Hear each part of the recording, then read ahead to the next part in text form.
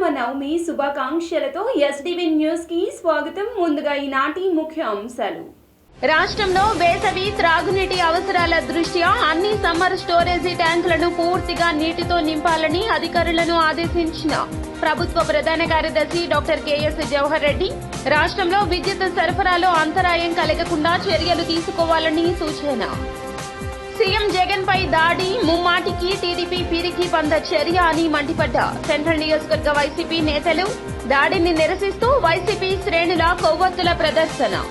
జగనన్న ప్రభుత్వం వ్యాపార వర్గాలకు అండగా నిలిచి వారి అభ్యున్నతికి బాటలు వేస్తోందన్న వైసీపీ పశ్చిమ నియోజకవర్గ ఎమ్మెల్యే అభ్యర్థి షేక్ ఆసిఫ్. మార్కెట్ వ్యవస్థాపకులు బచ్చు వెంకట నరసింహారావు కాంస్య విగ్రహానికి నియోజకవర్గ పార్టీ పరిశీలకులు గుబ్బా చంద్రశేఖర్ తో కలిసి నివాళులర్పించిన షేక్ ఆసిఫ్. బోండా ఉమతోనే నియోజకవర్గ అభివృద్ధి జరుగుతుందన్న టీడీపీ యువ నాయకుడు బోండా సిద్ధార్థ. ఉమన్న రావాలి, సెంట్రల్ గెలవాలి అంటూ బోండా సిద్ధార్థ పాదయాత్ర.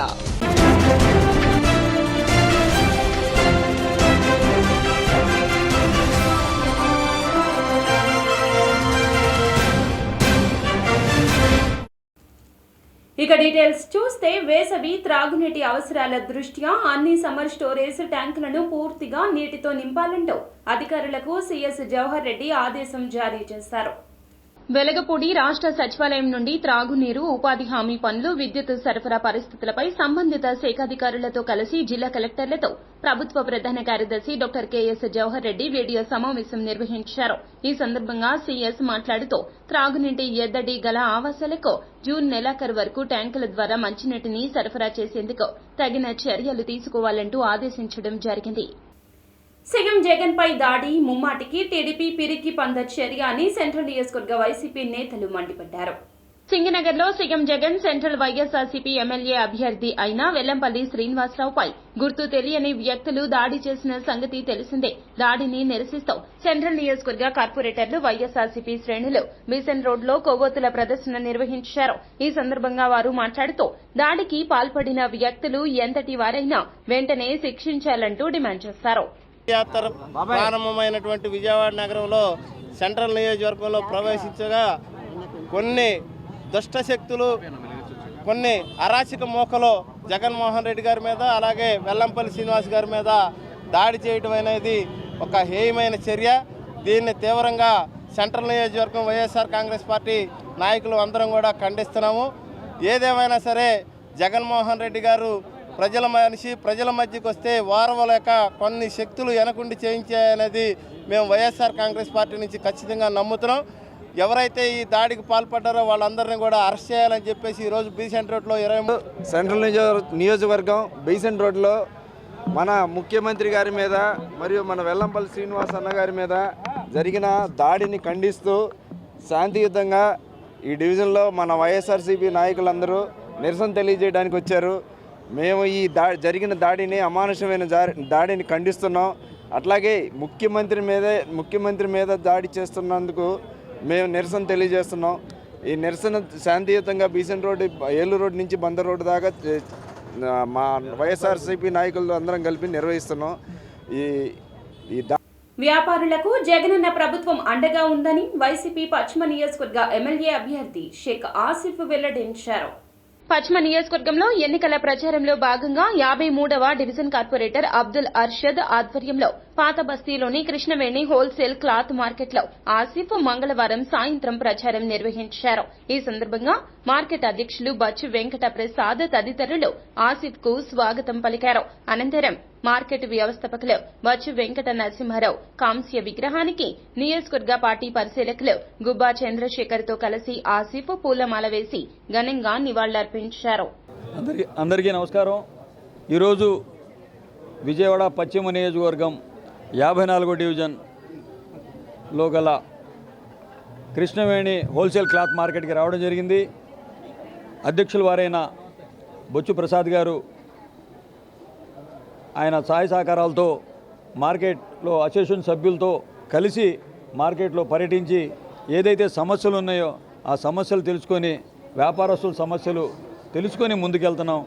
వాళ్ళకి ఏదైనా సమస్య వచ్చినా సరే నా సమస్యగా భావించి సేల్ ట్యాక్స్ వాళ్ళు కానివ్వండి, లేకపోతే ఇంతకుముందు తెలుగుదేశం హయాంలో సేల్ ట్యాక్స్ కానీ ఇన్కమ్ ట్యాక్స్ అని చెప్పి కానీ లేకపోతే ఈ బస్తా అటు వెళ్ళిందని ఆ బస్తా అటు వచ్చిందని ఈ రిక్షా మీద అటు వెళ్తుందని చెప్పేసి వ్యాపారస్తులకి తెలుగుదేశం హయాంలో రోజు విజయవాడ వెస్ట్లో కృష్ణవేణి మార్కెట్కి వెస్ట్ అభ్యర్థి వైఎస్ఆర్సీపీ అభ్యర్థి అయినటువంటి అసీఫ్ బాయ్ గారు రావటం, వారిని ఈ కృష్ణవేణి మార్కెట్ అసోసియేషన్ ప్రెసిడెంట్ అయినటువంటి బచ్చు ప్రసాద్ గారు వారి కమిటీ వాళ్ళు చాలా ఆదరంగా ఆహ్వానించి ఇంత పెద్ద ఘన స్వాగతం లభించడం ఈ ఆర్యవైశ్యుల ఐక్యతకి నిదర్శనంగా భావిస్తూ ఇది అసీఫ్ బాయ్ గెలుపుకి ఇదే నాంది అని నేను అనుకుంటూ ఉన్నా.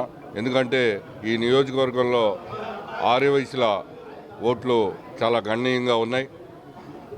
అసీఫ్ బాయ్ గెలుపు ఆర్యవైశ్యుల గెలుపుగా ఉండాలని కోరుకుంటూ బోండా ఉమ్మతోనే నియోజకవర్గ అభివృద్ధి జరుగుతుందని టీడీపీ యువ నాయకులు బోండా సిద్ధార్థ వెల్లడించారు. సెంట్రల్ నియోజకవర్గ పరిధిలోని 61వ division Payakapuram Burma colony Vangaveeti Mohana Ranga విగ్రహం వద్ద నుండి సెంట్రల్ నియోజకవర్గ ప్రజలకు ఉమన్న రావాలి, సెంట్రల్ గెలవాలి అంటూ బోండా సిద్ధార్థ పాదయాత్ర నిర్వహించారు. ఈ పాదయాత్రలో సిద్ధార్థ ప్రతి ఇంటికి తిరుగుతూ టీడీపీ మేనిఫెస్టో కరపత్రాలు అందజేశారు. సంక్షేమ అభివృద్ధి గురించి ప్రజలకు వివరించారు. రానున్న ఎన్నికల్లో కూటమి అభ్యర్థులు బోండా ఉమ, కేసినేని చిన్నీలకు సైకిల్ గుర్తుపై ఓటు వేసి ఆశీర్వదించాలంటూ అభ్యర్థించారు. ఇంటింటికి వెళ్ళినప్పుడు వాళ్ళకి ఒకటే హామీ ఇచ్చా, అమ్మా మీరందరూ కూడా ఒక్క భరోసాతో ఉండండి, ఒక ధైర్యంతో ఉండండి, ఒక నమ్మకంతో ఉండండి. దాని పేరే బోండా ఉమ గారు. ఆయన రాగానే ఎమ్మెల్యేగా మీ అందరికీ కూడా మీరు చెప్పిన సమస్యలందరికీ పరిష్కారం చూపిద్దాము, తగిన మార్గంలో మీ అందరికీ కూడా ముందుకు తీసుకెళ్తామని చెప్పి అభివృద్ధి పరంగా వాళ్ళందరికీ కూడా హామీ ఇవ్వడం జరిగింది. ఎందుకంటే ప్రజలందరూ కూడా ఇబ్బంది పరిస్థితుల్లో ఉన్నారు. ఆదాయ మార్గాలు పడిపోయాయి, ఖర్చులన్నీ విపరీతంగా పెరిగిపోయాయి. ఎందుకంటే ఈరోజు మనం చూస్తూ ఉన్నాం, ఎన్నో ప్రభుత్వాలు అందరూ ఇక్కడ ఉన్న వాళ్ళందరూ కూడా చూశారు. ఏ ప్రభుత్వం కూడా చెత్త మీద పన్ను విధించడం ఈ ప్రభుత్వం విధించడం జరిగింది. అంతేకాకుండా విపరీతమైన కరెంటు ఛార్జీలు, అంతేకాకుండా గ్యాస్ బండ ధరలు, ఇలా చెప్పుకుంటూ పోతే అనేక సమస్యలు ప్రజల్ని పట్టి పీడిస్తున్నాయి. 5 సంవత్సరాలుగా కరోనా లాంటి ఒక విపత్తు నుంచి ప్రజలందరూ కూడా ఇంకా కోరుకోలే. ఆనాడు చంద్రబాబు గారు ముఖ్యమంత్రిగా ఉన్నప్పుడు మనందరం చూసాం, సీఎం సహాయ నిధి ద్వారా ఎవరికన్నా ఏదైనా ఆర్థిక సాయం కావాలంటే ప్రభుత్వం నుంచి కూడా హాస్పిటల్ నుంచి ఖర్చులందరినీ కూడా 70% వరకు కూడా మనం కవర్ చేసాం. చనిపోతే 10 లక్షలు ఇచ్చాం. ఎవరన్నా చదువుకోవడానికి అమెరికా పార్లమెంట్ అభ్యర్థిగా కేసినేని శివనాథ్ సిన్ని గారిని కూడా గెలిపించాలని చెప్పేసి మేము పబ్లిక్ని అప్పీల్ చేస్తూ ఉంటే వాళ్ళు చాలా పాజిటివ్గా మరి వాళ్ళు రిసీవ్ అవుతూ ఉన్నారు. తప్పకుండా సైకిల్ గుర్తుగా వేస్తామయ్యా అని చెప్పేసి కూడా చెప్తా ఉన్నారు. అనేకమైనటువంటి సమస్యలు 5 ఏళ్ళు ఇక్కడ ఉన్నటువంటి ఎమ్మెల్యే కానీ 3 ఏళ్ళు అయినటువంటి ఈ స్థానిక కార్పొరేట్ అయినటువంటి వాళ్ళు కూడా ఏమాత్రం కూడా డెవలప్మెంట్ చేయలేదు. గతంలో జరిగినటువంటి 21 సంవత్సరాల్లో జరిగినటువంటి డెవలప్మెంటే తప్ప ఈరోజు ఏమీ చేయలేదు. మేము ఓటు అడిగేది ఎందుకంటే తెలుగుదేశం పార్టీ జనసేన కూటమి ప్రభుత్వం ఏర్పడితే ముఖ్యమంత్రిగా బాబు గారు, మరి అలానే ప్రధాన పోస్టులో ఉన్నటువంటి మరి పవన్ కళ్యాణ్ గారు డిప్యూటీ సీఎం గారు ఆయన అవుతారని చెప్పేసి మేము భావిస్తూ ఉన్నాం. అంటే మేము చెప్పేవాళ్ళం కాదు, ప్రభుత్వంలో ఆయన భాగస్వామ్యంగా ఉంటారు కనుక రాబోయే రోజుల్లో ప్రతి మహిళకు 3 గ్యాస్ సిలిండర్లు, బస్సు సౌకర్యం ఫ్రీగా ఉంటుంది. మరి అమ్మఒడి అని చెప్పేసి వాళ్ళు ఒక కుటుంబంలోనే 13,000 ఇస్తూ ఉన్నారు. మేము ప్రతి కుటుంబానికి కూడా 2 పిల్లలు ఉంటే 30,000 ఇస్తాం, 3 పిల్లలు ఉంటే 45,000 ఇస్తాం. 18 సంవత్సరాలు ఉన్నటువంటి వాళ్ళందరూ కూడా 1,500 రూపాయలు ఇస్తాం. ఒక ఇంట్లో 3 గ్యాస్ సిలిండర్లు ఇస్తాం. అలాగే 2 మహిళలు ఉంటే వారికి 6 గ్యాస్ సిలిండర్లు ఇస్తాం. మరి గతంలో ఈ ప్రాంతంలో అన్నా క్యాంటీన్ పేదవారు ఉన్నటువంటి అధికంగా ఉన్న ఈ ప్రాంతంలో 5 సార్వత్రిక ఎన్నికల్లో ప్రజల ఎజెండా చర్చనీయాంశం కావాలని సిపిఎం రాష్ట్ర కార్యదర్శి వి శ్రీనివాసరావు వెల్లడించారు. సిపిఎం కేంద్ర రాష్ట్ర ఎన్నికల ప్రణాళికలను ఆయన పార్టీ రాష్ట్ర కార్యదర్శి వర్గ సభ్యులు వై వెంకటేశ్వరరావు, వి వెంకటేశ్వర్లు, రాష్ట్ర కమిటీ సభ్యులు దడాల సుబ్బారావు, జె జయరాం, కె హరికిషోర్ తో కలిసి విడుదల చేయడం జరిగింది. అనంతరం మాట్లాడుతూ రాష్ట్రంలో వైసీపీ, టీడీపీ, జనసేన పార్టీలో ప్రజల సమస్యలను ఎజెండా చేయడానికి సిద్దంగా లేవన్నారు. ప్రజల మధ్య ఉద్రేకాలు రెచ్చగొట్టి రాళ్లేసుకునే సంస్కృతిని తీసుకొచ్చి కాలం గడుపుతున్నారంటూ విమర్శించారు. రెచ్చగొట్టి ప్రజా సమస్యలను పక్కదారి పట్టించడం వీటి యొక్క అసలు లక్ష్యం. అందువల్ల మేము సిపిఎం ప్రజల అజెండాతోటి ఈరోజు ప్రజల ముందుకి వచ్చాము. అందుకనే మా ఎన్నికల ప్రణాళికకు, రాష్ట్ర స్థాయి ఎన్నికల ప్రణాళికకు, అసెంబ్లీ ఎన్నికల కోసం రూపొందించిన ఎన్నికల ప్రణాళికకు ప్రజా ఎజెండా కావాలి అనేటువంటి అంశాన్నే మేము ప్రధాన అంశంగా చేసుకొని ఈరోజు ప్రజల ముందుకి వెళ్తున్నాం. మౌలికమైనటువంటి సమస్యలు ఏవి కూడా ఈ పార్టీ లేవనెత్తడం లేదు. మేము ఈరోజు బీజేపీ వాళ్ళు ఈ రెండు పార్టీలు కూడా బీజేపీ తోటి కలిసిమెలిసి ఉన్నాయి. వాళ్ళ అసలు వైఖరి ఏమిటి, దీన్ని బట్టబయలు చేయాలి, మీ వైఖరి ఏంటో చెప్పాలి అని మేము ఆయా పార్టీలని మేము డిమాండ్ చేస్తున్నాము. ఈ 12 ప్రశ్నలతో కూడినటువంటి ఈ ప్రశ్నలకి వైసీపీ, టీడీపీ, జనసేనలు జవాబు చెప్పాలి.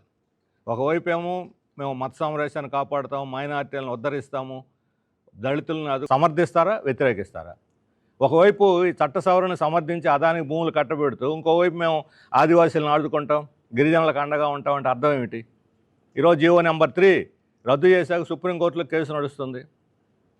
సిపిఎం దీన్ని రద్దు చేయకూడదని మేము పోరాడుతున్నాం. మరి మీరు ఈ జీవో నెంబర్ 3కి పునరుద్ధరిస్తారా మీరు అధికారంలోకి వస్తే, లేకపోతే రద్దు చేసి ఆదివాసీలకు అన్యాయం చేస్తారా? చెప్పాల్సినటువంటి అవసరం ఉన్నది. అలాగే ఈరోజు జాతీయ స్థాయిలో రాజ్యాంగ రక్షణ కోసం పెద్ద ఎత్తున ఉద్యమం నడుస్తుంది. మన రాష్ట్రంలో కూడా అనేక మంది మేధావులు రాజ్యాంగ రక్షణ, ప్రజాస్వామ్య విలువల కోసం పోరాడుతున్నారు. దాంట్లో భాగంగా ఉపాధి చట్టం ఉంది. జగన్ పాలనలో ఆరోగ్యశ్రీ పథకం ప్రజలకు దూరమైందని జెడ్పీ చైర్పర్సన్ గద్దె అనురాధ మండిపడ్డారు. మంగళవారం 11వ డివిజన్లో ఆమె ఎన్నికల ప్రచారం నిర్వహించడం జరిగింది. పథకాల గురించి వివరించారు. ఎమ్మెల్యేగా గద్దె రామ్మోహన్ ను, ఎంపీగా కేశినేని శివనాథ్ను గెలిపించాలని కోరారు. కార్యకర్తలందరూ కూడా మరి భాగస్వామ్యం ఉంది. మనం ఇవాళ ఇది ప్రచారంగా మేము భావించడం లేదు. ఏ ఇంటికి వెళ్ళినా కూడా సాదరంగా ఆహ్వానించి ఈ 5 సంవత్సరాలుగా మేము ఎన్నో ఇబ్బందులు పడ్డాం.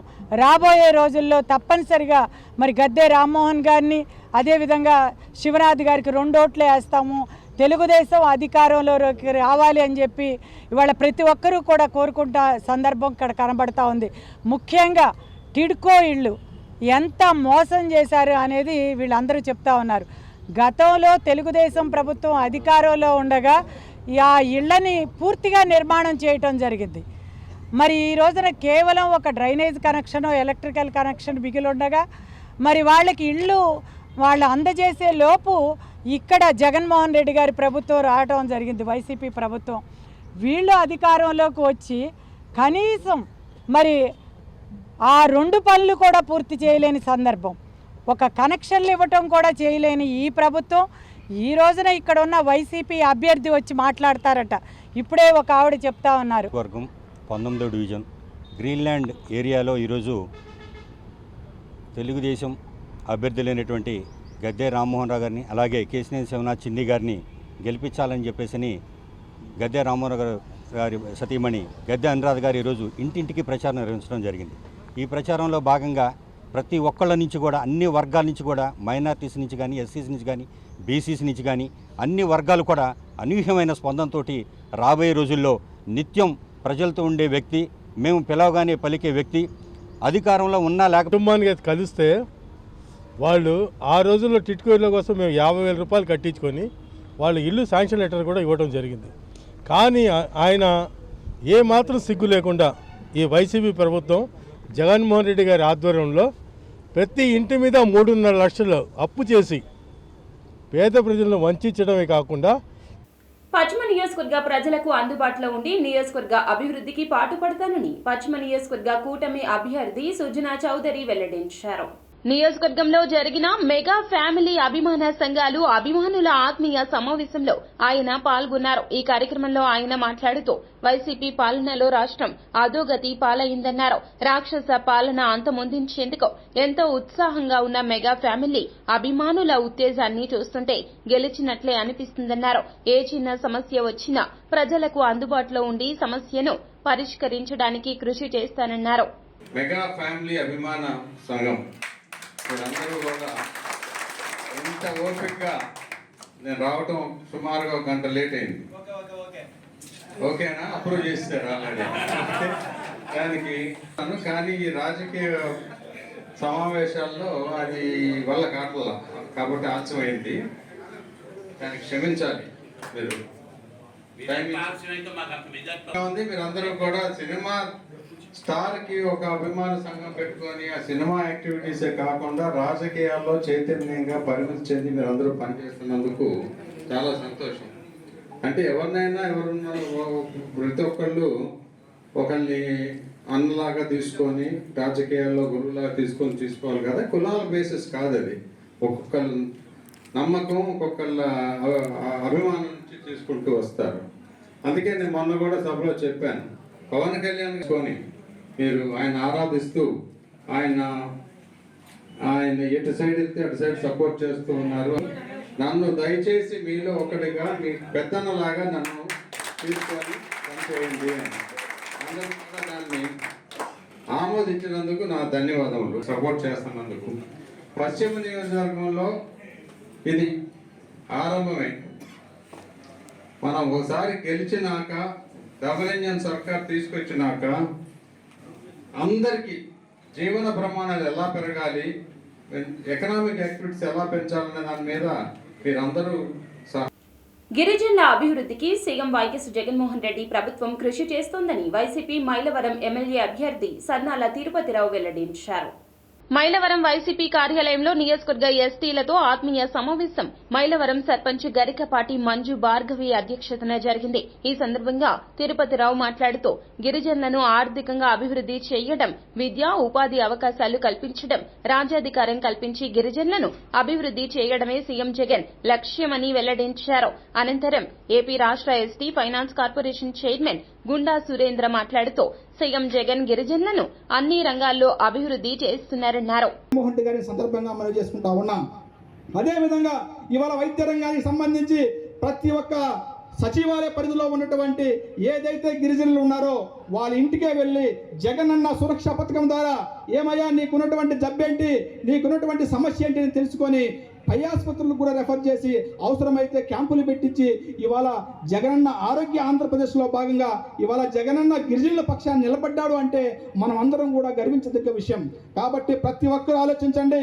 ఈ రాష్ట్రంలో ఉన్నటువంటి దుర్మార్గమైనటువంటి ఆలోచన విధానాలు ఇవాళ మనం పరిపాలించిన 2014 నుంచి 19 వరకు పరిపాలించిన చంద్రబాబు నాయుడుకు ఉన్నాయి. అందుకే ఇవాళ గిరిజనులు ఏ మాత్రము కూడా పొరపాటు చేస్తే మళ్ళీ మనం రాక్షసుని చేతిలో బలైపోక తప్పదు. అదేవిధంగా ఇవాళ ఈ రాష్ట్రంలో ఉన్నటువంటి 1,53,000 మందికి దాదాపు 3,60,000 పట్టాలు ఇచ్చినాడు. అదేవిధంగా 25,000 మంది లబ్ధిదారులకు 38,000 ఎకరాల డీకేటీ పట్టా భూములు ఇచ్చి ఇవాళ ఆత్మస్థైర్యం. ఎన్టీఆర్ మైలవరం ఉమ్మడి పార్టీల ఆధ్వర్యంలో ఏర్పాటు చేసిన ఎస్సీ ఆత్మీయ సమ్మేళనం ఎస్సీ అభిమానులతో దద్దరిల్లింది. ఈ ఆత్మీయ సమ్మేళనంలా కాకుండా టీడీపీ పార్టీ విజయ సభలా ఉందని పలువురు నేతలు పేర్కొన్నారు. ఈ సమ్మేళనంలో అభిమానులు ప్రభంజనం, ఉమ్మడి పార్టీల విజయం తథ్యమనే విధంగా ఉందన్నారు. ఈ కార్యక్రమంలో పలువురు వక్తలు మాట్లాడుతూ మనమంతా ఒకటే కుటుంబమని, అందరం కలిసి ఉమ్మడి పార్టీల అభ్యర్థి వసంత వెంకట కృష్ణ ప్రసాద్ను, ఎంపీ అభ్యర్థి కేశినేని శివనాథ్ను అఖండ మెజారిటీతో గెలిపించుకోవాలన్నారు.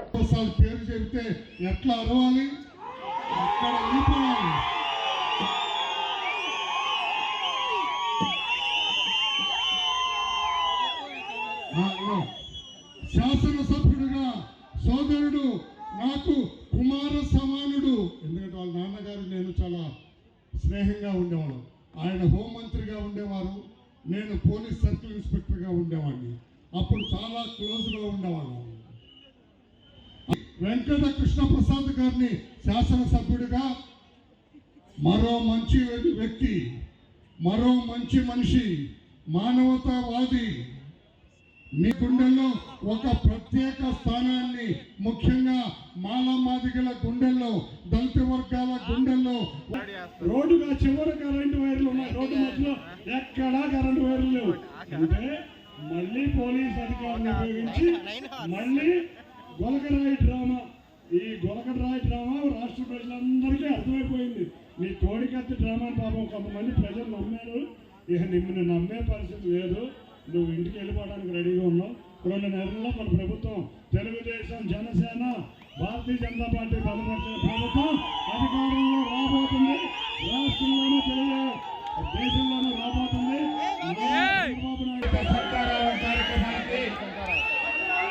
ముఖ్య అతిథులుగా చేసినటువంటి పెద్దలు, గౌరవనీయులు వర్ల రామయ్య గారు పోలిట్ బ్యూరో సభ్యులు గారికి, సోదరులు ఎంఎస్ రాజు గారు రాష్ట్ర ఎస్సీసీఎల్ అధ్యక్షులు, అలాగే మా కుటుంబ సభ్యురాలు కీర్తిశేషు, ముఖ్యంగా లోక్సభ స్పీకర్ కానీ పార్లమెంట్ స్పీకర్ కానీ మన బాలయోగం కానీ మరి అదే ప్రతిభావార్తి ద్వారా ఏ విధంగా బడుగు బలహీన వర్గానికి మరి ఉన్నతి పదవులు ఇస్తారో తెలుగుదేశం పార్టీ నిరూపించిందండి. అదేవిధంగా పాదయాత్ర చేస్తూ నా ఎస్సీలు, నా ఎస్టీలు, నా బీసీలు అని చెప్పి ముద్దులు పెట్టి తలలు నిమిరి మరి మన ఓట్లు కండుకొని అధికారంలోకి వచ్చాక ఏ విధంగా మనల్ని మోసం చేశాడో, మనకు కేటాయించిన నిధుల్ని మనకు కేటాయించిన విద్యారంగ సమస్యలపై రాజీ లేని పోరాటం చేస్తామని progressive student federation of India రాష్ట్ర నూతన కమిటీ సభ్యులు పేర్కొన్నారు. Progressive student federation of India రాష్ట్ర నూతన కమిటీని ప్రెస్ క్లబ్ లో ఎన్నుకున్నారు.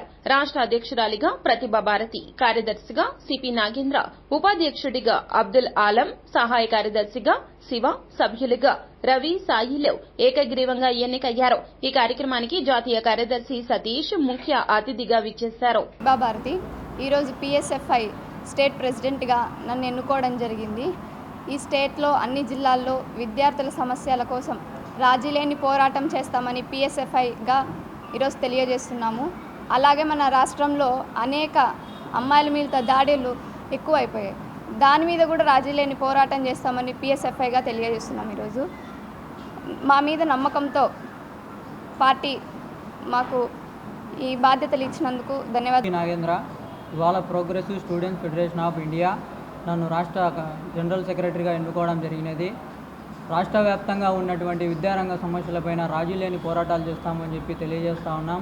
అదే మాదిరిగా చూసుకుంటే ఇవాళ బీజేపీ ప్రభుత్వం, వైసీపీ ప్రభుత్వం జీవో నెంబర్లు అనేక రకరకాల జీవో నెంబర్లు తెచ్చి పేద విద్యార్థులకు విద్యను అందజేయడంలో పూర్తిగా విప్లవం చెందింది. దీనిపైన రాష్ట్ర వ్యాప్తంగా రాజీ లేని పోరాటాలు చేస్తూ ముందుకు సాగుతామని పిఎస్ఎఫ్ఐ తరఫున తెలియజేస్తూ ఉన్నాం. నన్ను రాష్ట్ర కార్యదర్శిగా ఎన్నుకున్న పార్టీ జనరల్ సెక్రటరీ సతీష్ గారికి, స్టేట్ నేషనల్ జనరల్ సెక్రటరీ మయూర గారికి ప్రత్యేక ధన్యవాదాలు. And I am the national convener of the Progressive Students Federation of India. As you know,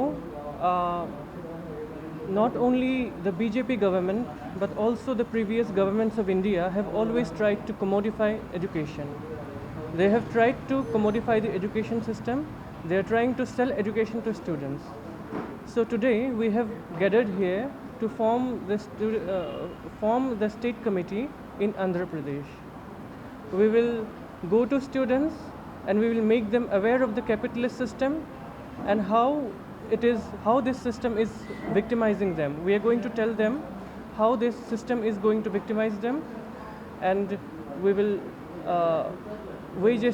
వార్తలు ముగించే ముందు ముఖ్య అంశాలు మరోసారి. రాష్ట్రంలో వేసవి త్రాగునీటి అవసరాల దృష్ట్యా అన్ని సమ్మర్ స్టోరేజీ ట్యాంకులను పూర్తిగా నీటితో నింపాలని అధికారులను ఆదేశించిన ప్రభుత్వ ప్రధాన కార్యదర్శి డాక్టర్ కెఎస్ జవహర్ రెడ్డి. రాష్ట్రంలో విద్యుత్ సరఫరాలో అంతరాయం కలగకుండా చర్యలు తీసుకోవాలని సూచన. సీఎం జగన్ పై దాడి ముమ్మాటికి టీడీపీ పిరికి పంద చర్య అని మండిపడ్డ సెంట్రల్ నియోజకవర్గ వైసీపీ నేతలు. దాడిని నిరసిస్తూ వైసీపీ శ్రేణుల కొవ్వొత్తుల ప్రదర్శన. జగనన్న ప్రభుత్వం వ్యాపార వర్గాలకు అండగా నిలిచి వారి అభ్యున్నతికి బాటలు వేస్తోందన్న వైసీపీ పశ్చిమ నియోజకవర్గ ఎమ్మెల్యే అభ్యర్థి షేక్ ఆసిఫ్. మార్కెట్ వ్యవస్థాపకులు బచ్చు వెంకట నరసింహారావు కాంస్య విగ్రహానికి నియోజకవర్గ పార్టీ పరిశీలకులు గుబ్బా చంద్రశేఖర్ తో కలిసి నివాళులర్పించిన షేక్ ఆసిఫ్. బోండా ఉమాతోనే నియోజకవర్గ అభివృద్ధి జరుగుతుందన్న టీడీపీ యువ నాయకుడు బోండా సిద్ధార్థ. ఉమన్న రావాలి, సెంట్రల్ గెలవాలి అంటూ బోండా సిద్ధార్థ పాదయాత్ర. ఎస్డీవీ న్యూస్ సమాప్తం. నమస్కారం.